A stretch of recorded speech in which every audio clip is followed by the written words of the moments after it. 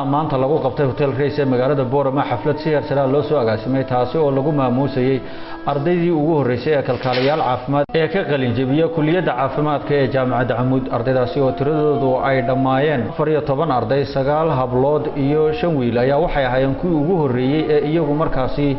jaamacad ku taala guud ahaan Soomaaliland ka soo qalin jabiya waxa halkaasi marti sharaftii ka soo qayb gashay oo maamulka dawladda kan gobolka marti sharaf kale oo aad u tiro badan ay aad ugu maamuseen isla markaasina loogu bogay tirada ardaydaasi ee iyagu markaasi ka qalin jabiyay anigoo ku hadlaya magaca dawladda jaamacadda Camuud Professor Saleeman Axmed Guuled oo ka wakiila waxaan marka hore maanta aad iyo aad ugu mahadnaqayaa ka soo qaybgalka fiican ka soo qayb gashay xafladan aad naga ajiibteen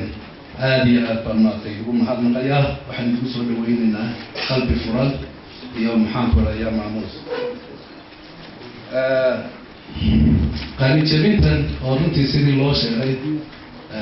gudoomiye waxay ka boorka jaamacaddu xafladii lagu maamuusayay qalin jabintii arday ugu horeysay ardaydii ka soo baxday kulliyadda kalkaaliyaha amba nursing college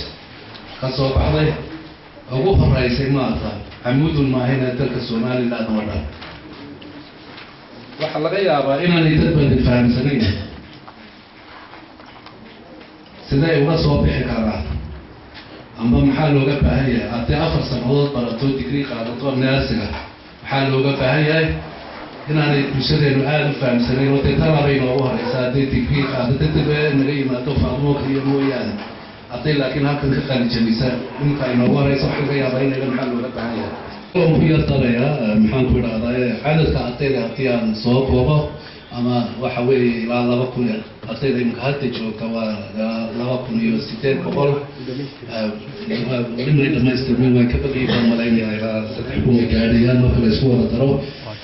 maxaan ku idhahdaa macallimiinta ka dhigta ama jarada ka dhiga jaamacadda waa 150 weli qaar baa haddana soo socda maxaan ku idhahdaa staafka markaad sugaysa jaamacadda waa 290 shaqaalaha jaamacaddu xiriirka jaamacadaha haddii aan soo qaado maanta waxaan la leenahay xiriir soo koobaya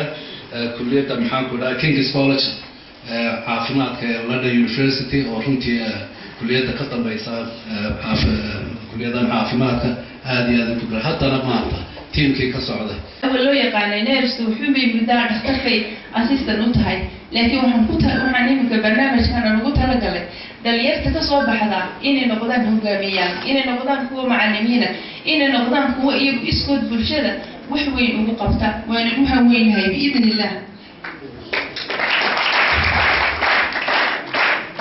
waxyaabaha challengeska ama naga hor yimiday intii sanad 4 sanadood waxa ugu badan lack of nurse leadership cid ay ku daydaan ma haysan ardaydani haddii aan cisbitaalka geyno waxaan uga cabsoonayaa malpractice taas ayay igu kaliftay inaan joogto supervision loo sameeyo in joogto evaluation loo sameeyo in joogto goor walba ardaydaasi marna under supervised may noqonin except at Adnas Hospital marka kaliya ka hadhay waa marka cisbitaalka geyso doctors and nurses to committing to the healthcare of people in Boroma and indeed all over Somaliland. So we thank you very much for inviting us in your community, for allowing us to be part of your community, for allowing us to actually come and check on how well you're doing, which is something that most people would not be happy with. So you were able, and what we noticed was that you didn't hide anything from us. inay noqdaan wasiirkii iyo wasiir ku-xigeenkii ugu horreeyay ee markaasi ka noqda helana dad tayadaas loo soo tababaray waxaa la isweydiiyaa oo la yidhaha oo horta ma maxay kalkaalinimada waa maxay ma nursing waa maxay horta muxuu qabtaa waxaana lagu wareerinayaa waa maxay 61 markaa waddanka ku soo noqday wasiir markaa joogay Allah yarxamo isna uu dhintay طلبات حكومة كلها صار الله سبحانه بدولة عصبة كل واحد وضلي دليل يبونه إن نسي دونه وكتراجع يدي بيشل بعيد دونه وإلى 6 كيلومتر الأكل وقضي غاي أو كان دونه أو كسر بلاد دونه دلا أو إلى يو إتاي اعتبرت لقاتيس أو كان دونه taana waa waxqabadka koowaad ee dowladda ay qabatay ta saddexaad sidaad la socotaanba dhowr iyo 10 sannadood airportka Boorama u xidhnaa waxaan keenay wasiirka dowladda hawada Maxamuud Xaashi u yimiday halka dhowr jeer airportkii waa la habeeyey waa la hagaajiyey xashka sanadkan wuxuu ka duulayaa magaalada Boorama quruxda badan ee runtii ay muujiyeen